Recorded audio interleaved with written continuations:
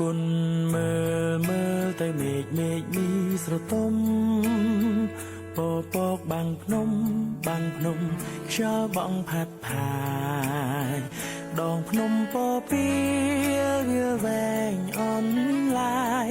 ពពកចាត់ខ្ចាយបាយប្រែคล้ายរសាត់តាមខ្យល់ខ្យល់អើយខ្យល់បងមកដេចមិនលហើយកំឡុងក៏ស្បាយកាន់តែល្វើយភ្លេចភ្លាំងស្មារតី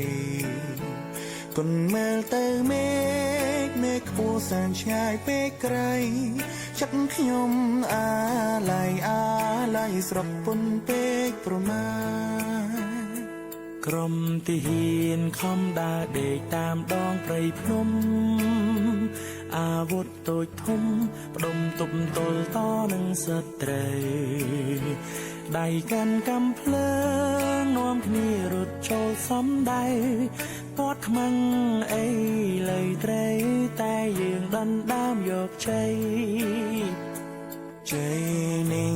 បានមកពីទឹកចិត្តហានខ្លាបីដូចសត្វខ្លា